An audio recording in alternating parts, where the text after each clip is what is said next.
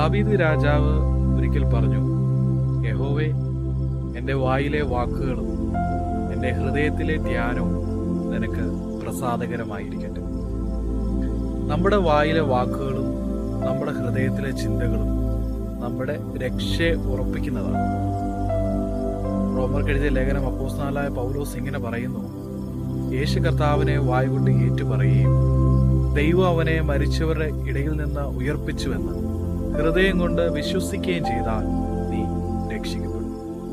വളരെയധികം പ്രാർത്ഥിക്കുന്ന വ്യക്തികളെ നമ്മൾ കണ്ടിട്ടുണ്ട്. എന്നാൽ അവരുടെയൊക്കെ സംസാരം പ്രാർത്ഥനയ്ക്ക് അനുയോജ്യമല്ലാത്ത രീതിയിൽ ആയിത്തീരുന്നതും കണ്ടിട്ടുണ്ട്.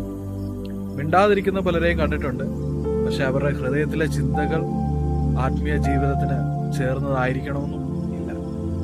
ഈ പകൽക്കാലം ദൈവം ഭക്തനായ ഒരു മനുഷ്യന്റെ വായിൽ നിന്നിരുന്ന വാക്കുകൾ ഒരാളെ തകർക്കുവാൻ ഇടയാകരുത്, അവനെ പണിയുന്നതായിത്തീരണം.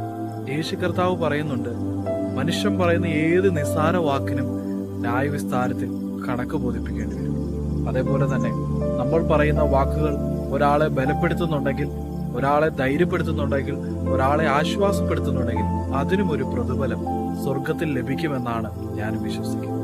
ഈ പകൽക്കാലം നമ്മുടെ വായിലെ വാക്കുകൾ, നമ്മുടെ ഹൃദയത്തിലെ ചിന്തകൾ അത് ദൈവത്തിനും മനുഷ്യർക്കും അനുഗ്രഹമായി തീരുവാൻ ദൈവം നമ്മളെ സഹായിക്കട്ടെ. God bless you. ദൈവം നമ്മളെ അനുഗ്രഹിക്കട്ടെ.